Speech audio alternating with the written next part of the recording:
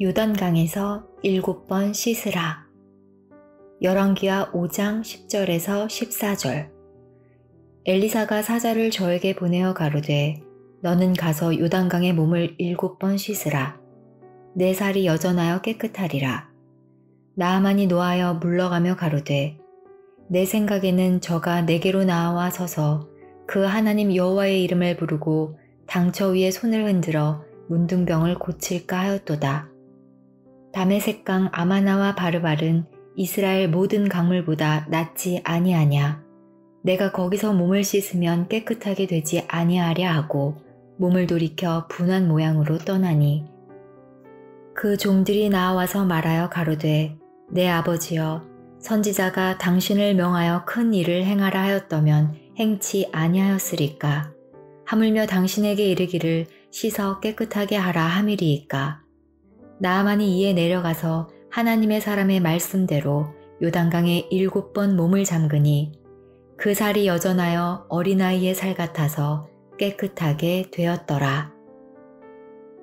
이 말씀을 외형적으로 보게 되면 아람왕의 군대 장관인 나아만이 하나님의 사람 엘리사로부터 요단강에 가서 7번 씻으라는 엘리사의 명령을 받고 요단강에 가서 씻음으로 문둥병이 나아서 어린아이 살과 같이 깨끗하게 되었더라 라는 내용입니다. 그 이상의 내용은 말씀 속에서 찾아볼 수가 없고 이것은 선지자가 행한 하나의 표적과 기사이적일 뿐입니다. 그러나 여러분에게 증거하고자 하는 것은 표적과 기사이적에 관한 말씀을 증거하고자 함이 아니요. 이 말씀 중에 숨겨져 있는 마리를 당한 하나님의 백성들이 얻어야 될 생명의 말씀의 깨달음을 주고자 함인 줄로 믿습니다.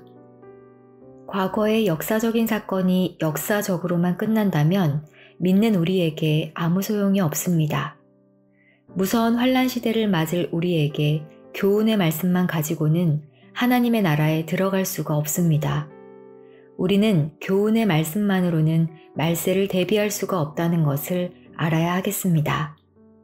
그러므로 과거의 역사적인 사건이 이 시대에 연관이 되어 있을 때 값진 말씀이자 생명의 말씀이 되고 또한 그 말씀을 우리가 듣고 깨달았을 때 우리에게 구원이 온다는 것을 깨닫기 원합니다. 나아만 장군은 아람왕의 군대 장관입니다. 나아만 장군은 여호와께서 아람 나라가 어려운 처지에 놓여 있을 때 아람을 구원하기 위하여 들어 쓰신 자입니다. 그러나 나아만 장군은 문둥병에 걸려서 장군으로서의 사명을 감당하기 어려운 지경에 이르렀습니다. 그때 아람 사람들이 떼를 지어 돌아다니다가 예루살렘에서 한 어린 계집아이를 잡아 나아만 장군의 집에서 수종드는 종으로 삼았습니다. 그 종은 자기 주인이 된 나아만 장군이 문둥병으로 고생하는 것을 보고 지나가는 말로 나아만 장군의 부인에게 우리 주인이 사마리아에 있는 선지자를 만났으면 참 좋을 텐데 라고 하였습니다. 이 말을 들은 나아만 장군은 그가 누구인지 물어보았고 그 종은 사마리아에 있는 선지자는 무서운 병들을 고칠 뿐만 아니라 대단한 능력을 가지고 있다고 말했습니다. 그러자 나아만 장군은 아람 왕에게 나아가서 이스라엘 땅에서 온 한 소녀가 한 말을 보고하였습니다. 이에 아람 왕은 편지를 써서 은 10달란트와 금 6,000개, 의복 10벌을 이스라엘 왕에게 보내었는데 그 편지 내용은 나아만 장군의 문둥병을 고쳐주시오 라는 내용이었습니다. 한편 아람 왕의 편지를 받은 이스라엘 왕이 그 편지를 받고 크게 노하였습니다. 이런 괘씸한 일이 어디 있느냐? 내가 하나님도 아닌데 어찌 나아만 장군의 문둥병을 고칠 수 있는가? 이것은 필시 아람 왕이 하찮은 일로 시비를 붙여 전쟁을 일으키려는 속셈이다 라고 생각하여 옷을 찢고 근심하자 이 소식을 들은 엘리사는 나아만 장군을 내게로 보내십시오. 이스라엘 중에 선지자가 있음을 그에게 알려주겠습니다 라고 연락을 주었습니다. 그렇습니다. 힘이 약하면 상대국에서 이러한 명령도 내릴 수가 있는 것입니다. 나아만 장군은 군대를 이끌고 엘리사 집에 찾아갔습니다. 문 앞에 군대를 사열시켜 놓고 내가 왔수다 라고 전달을 했습니다. 나아만 장군 생각에는 엘리사가 맨발로 뛰어나올 정도로 반기며 장군 각하 오셨나이까 하며 상처에 손을 얹고 하늘을 우러러 축복하며 치료해 줄 것이니 그때서야 가지고 온 선물을 주며 감사합니다 하려고 기다리고 있었습니다. 그러나 엘리사는 장군을 대단한 존재로 보지 않았습니다. 하나님의 명을 받고 있는 선지자들은 세상의 권력과 힘을 두려워하지 아니합니다. 두려워하는 것은 하나님과 예수님뿐이요. 하나님만이 위대한 분이시므로 그 외에 어떤 권력자에게도 굴하지 아니했습니다. 그런 고로 엘리사는 자기 몸종을 밖에 내보내어 나아만 장군에게 말하기를 요단강에 가서 몸을 7번 씻으라 라고 했습니다. 이 말을 들은 나아만 장군은 한 나라의 장군이 먼 나라에서 여기까지 찾아왔을 뿐 아니라 자기에게 줄 선물도 많이 가져왔는데 얼굴도 한번 보이지 않고 종을 내보내어 요단강에 가서 7번 씻으라 하니 이럴 수가 있는가라고 생각이 들자 굉장히 기분이 상했습니다. 본문 말씀 보시겠습니다. 열왕기하 5장 10절에서 11절.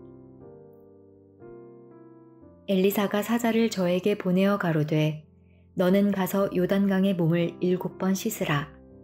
내 살이 여전하여 깨끗하리라. 나아만이 노하여 물러가며 가로되 내 생각에는 저가 내게로 나와 서서 그 하나님 여호와의 이름을 부르고 당처 위에 손을 흔들어 문둥병을 고칠까 하였도다.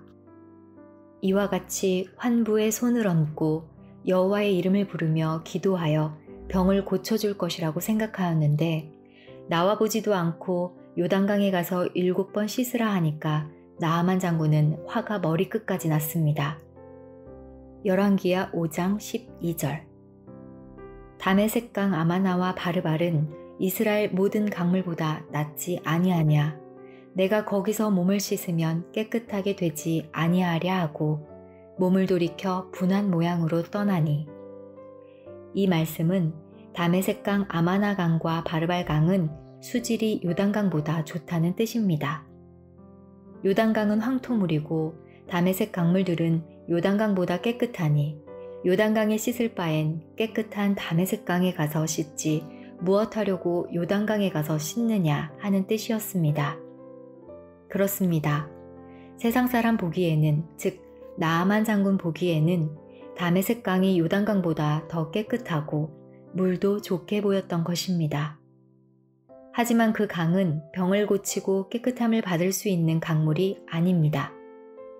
비록 보기에는 요단강 물이 황토물같이 보였을지라도 사람을 깨끗하게 하고 병을 고칠 수 있게 하는 물은 요단강 물임을 알아야 되겠습니다.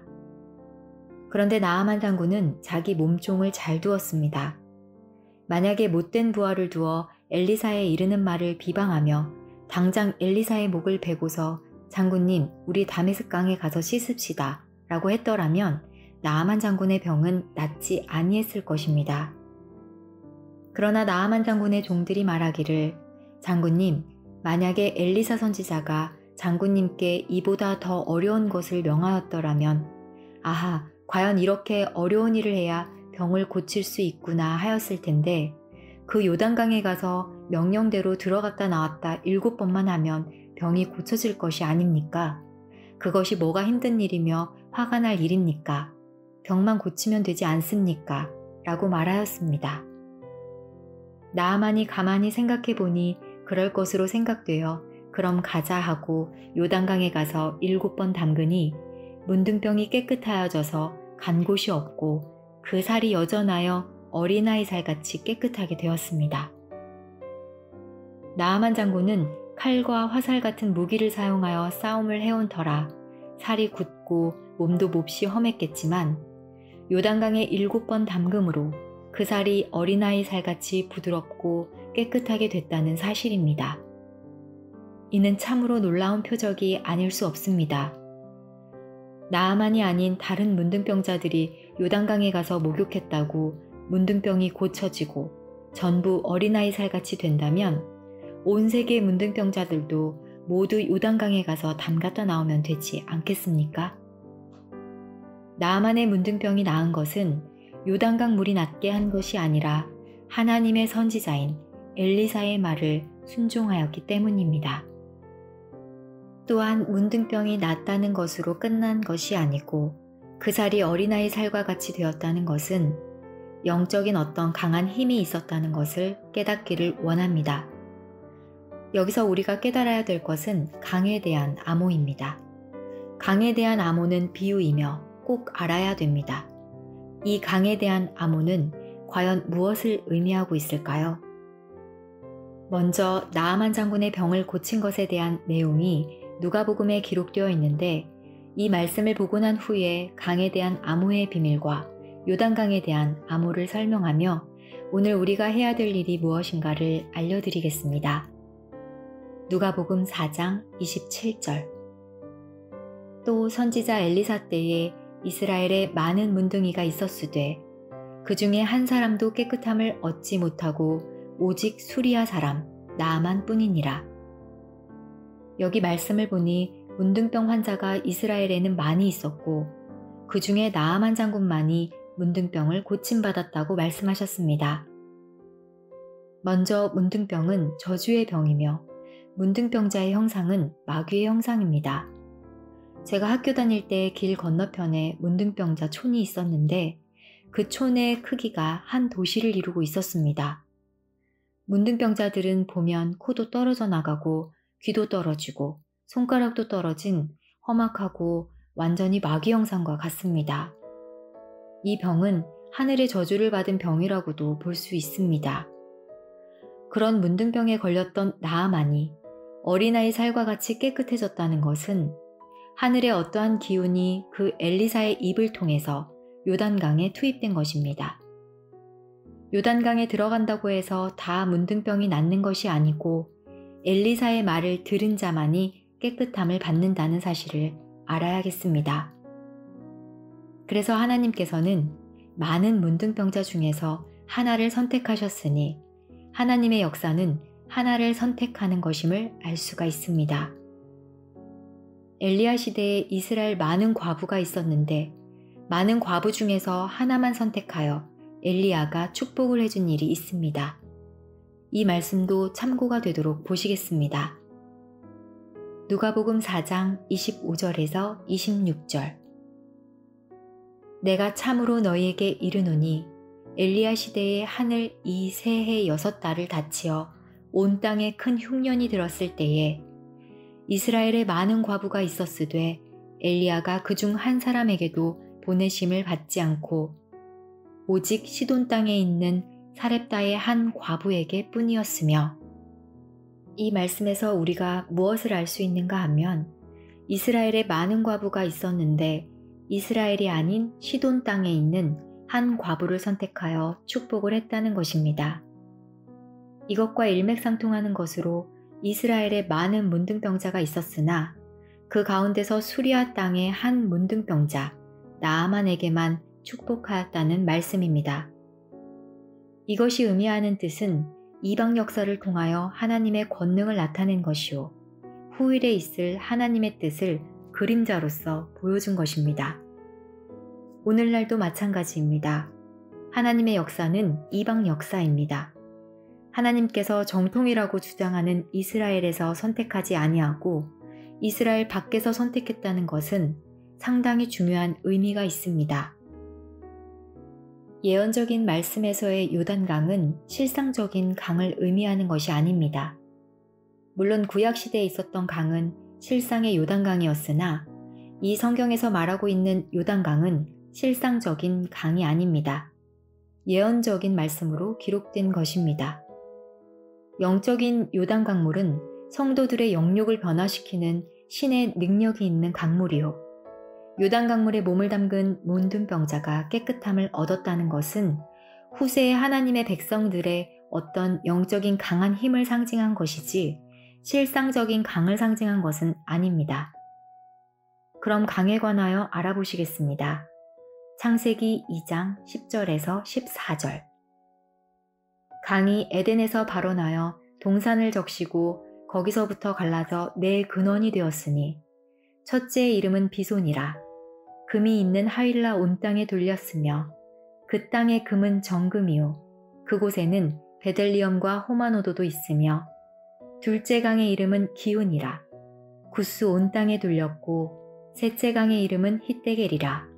아수르 동편으로 흐르며 넷째 강은 유브라데더라.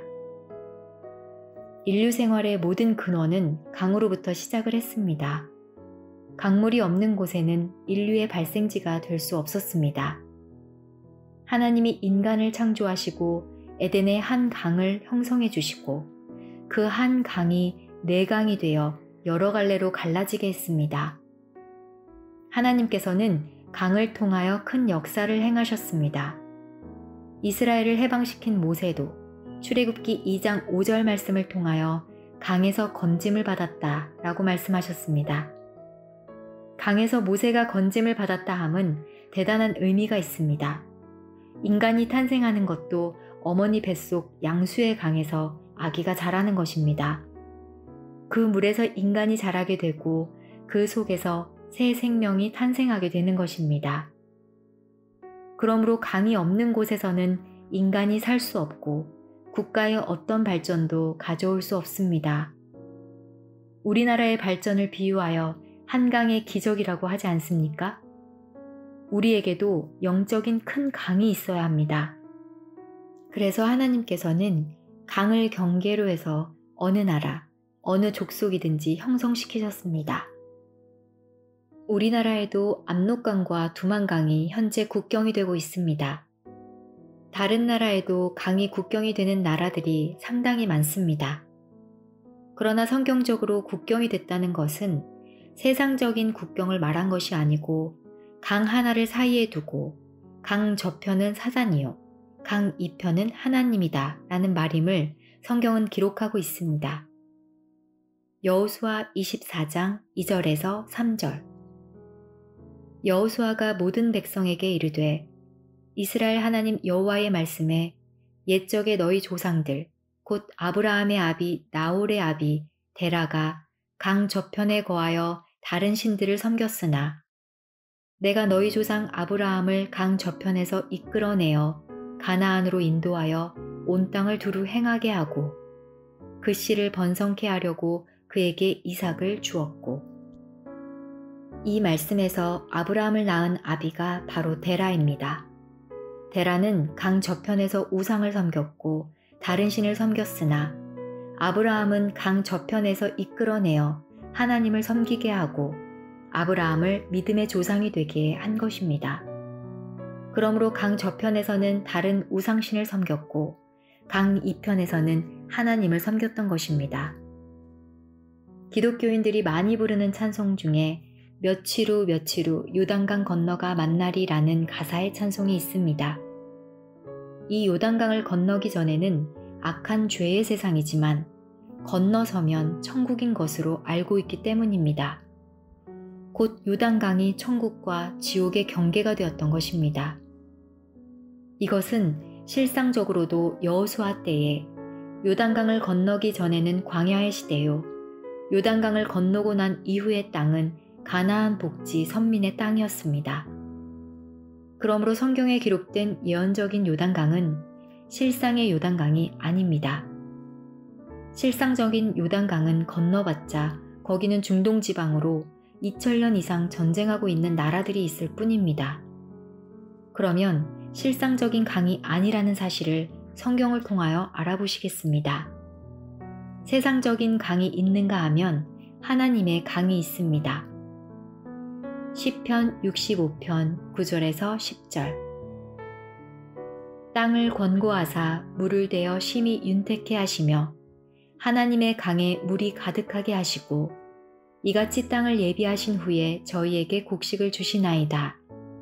주께서 밭고랑에 물을 넉넉히 대사 그 이랑을 평평하게 하시며 또 단비로 부드럽게 하시고 그 싹에 복 주시나이다. 하나님의 강에 라고 했으니 세상의 강이 아닌 것을 알 수가 있습니다.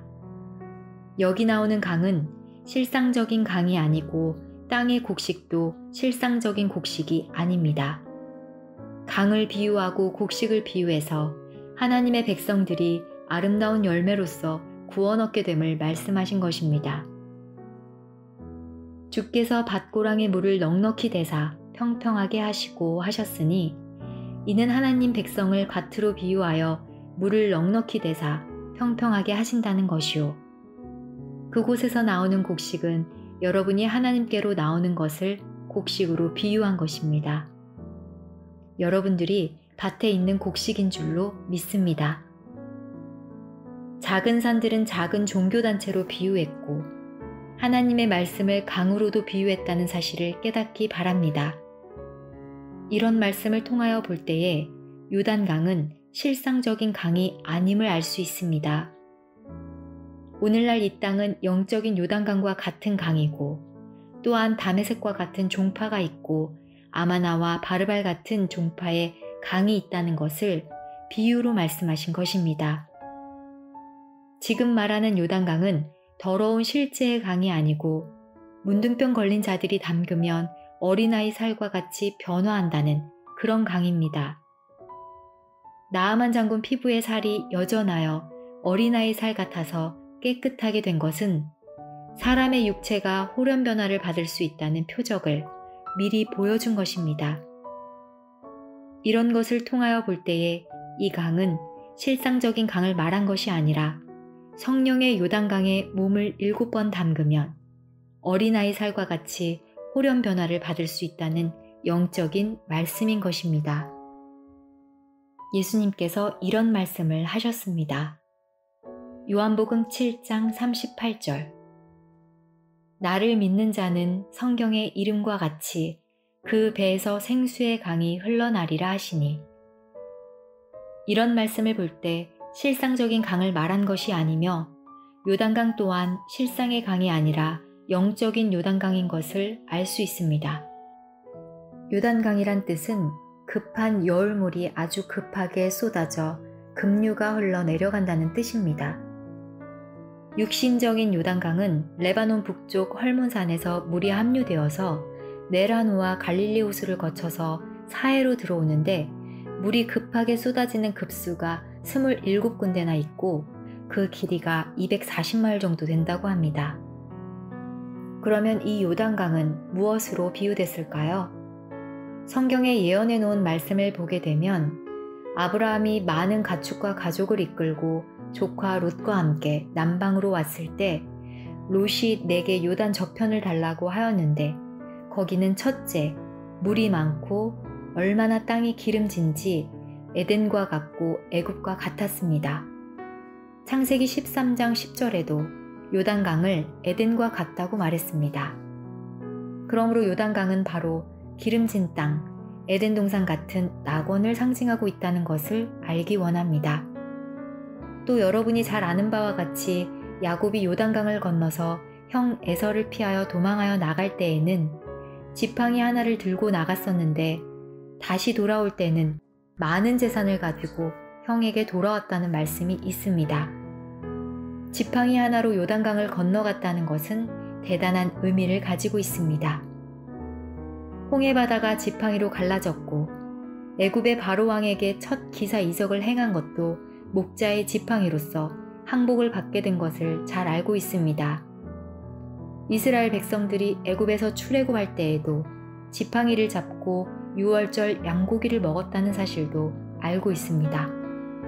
그러므로 지팡이가 있어야 요단강을 건널 수가 있는 것입니다. 우리가 하나 깨달아야 될 것은 여러분이 잘 아는 바와 같이 여호수아 13장 말씀을 보시면 여호수아가 요단강을 건너 가나안 땅에 들어가려고 할 때 요단 강물이 얼마나 많았습니까? 그 강으로 도망하려 할 때 언약궤가 강물에 들어가니 흐르던 물이 중단되었습니다. 그러나 뒤에 있는 물은 다시 흘러갔습니다. 바로 이것이 중요한 의미를 갖습니다. 영적인 사명자가 요단강을 건널 때는 강물이 중단됩니다.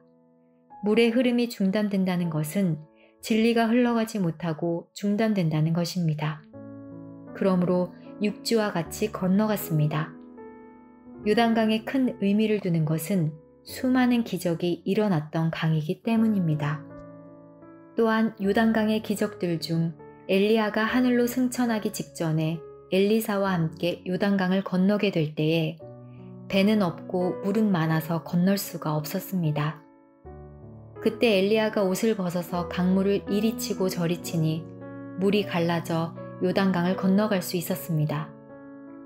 이처럼 요단강은 하나님의 선지자들에게는 기적의 강이었으나 선지자가 아닌 자들에게는 건널 수 없었던 강인 것입니다.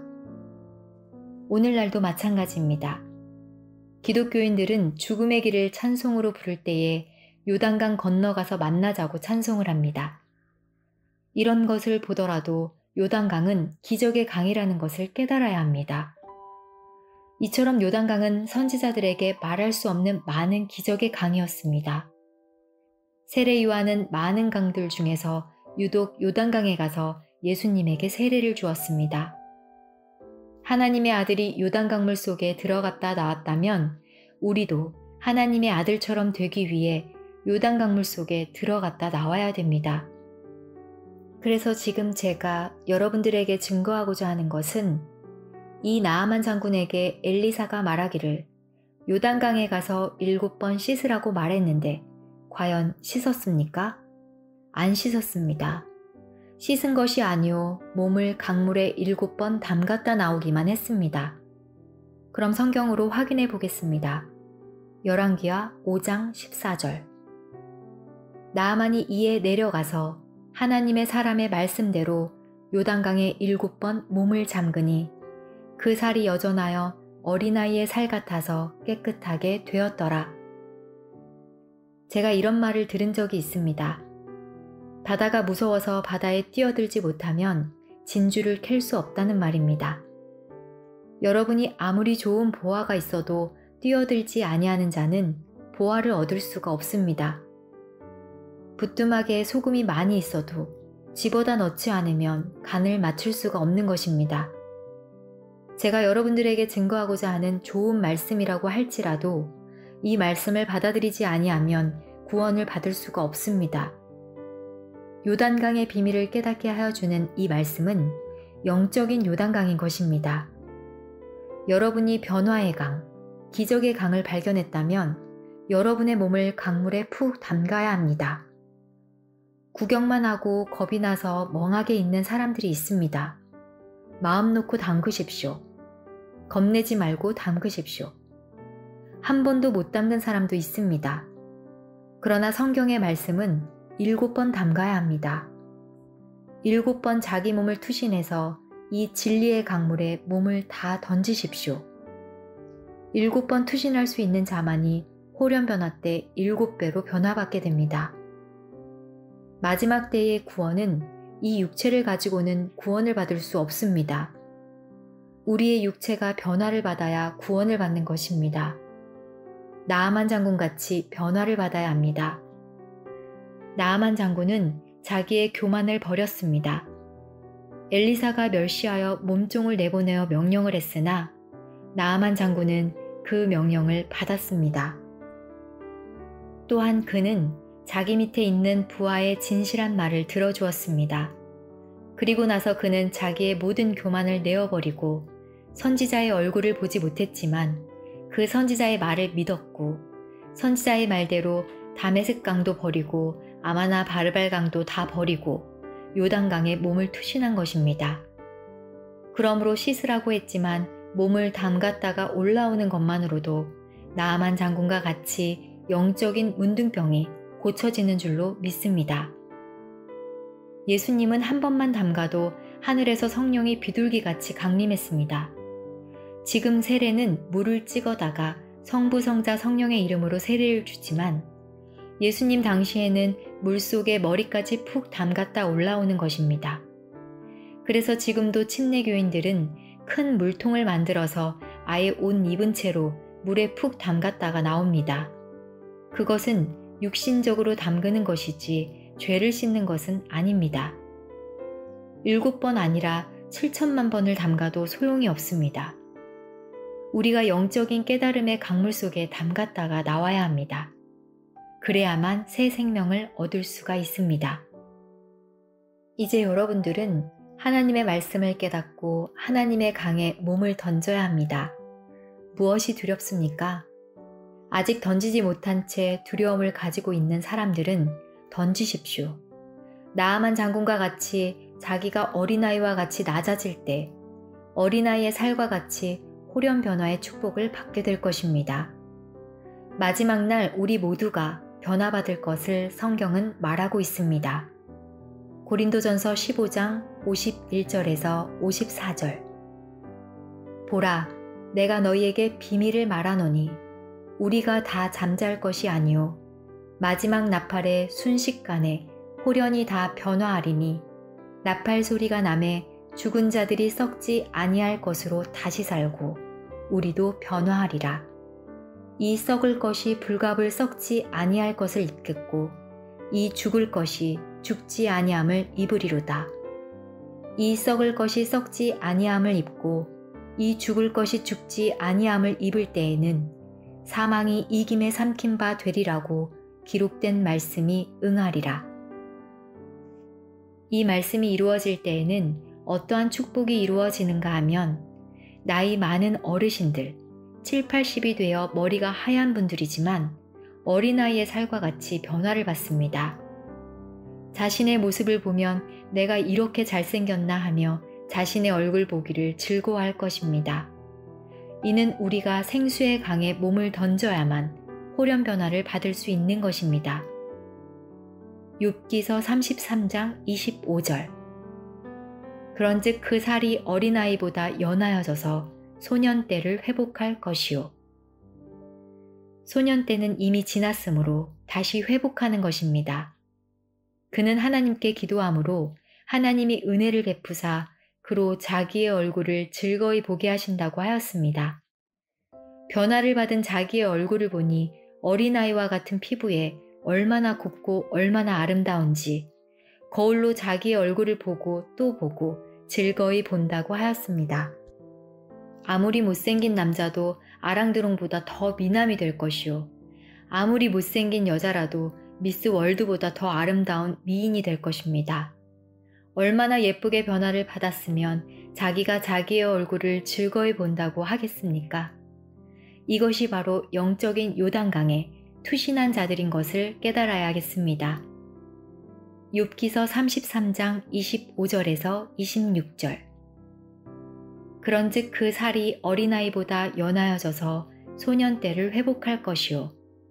그는 하나님께 기도함으로 하나님이 은혜를 베푸사 그로 자기의 얼굴을 즐거이 보게 하시고 사람에게 그 의의를 회복시키시느니라. 여러분, 그동안 여러분이 받았던 환난과 고통과 눈물과 멸시와 천대, 이 모든 것을 회복하게 될 것입니다.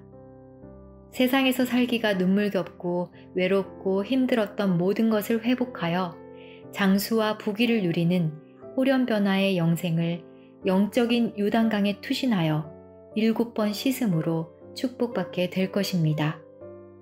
다 같이 이러한 축복이 주 안에서 성취되시기를 예수님 이름으로 축원합니다.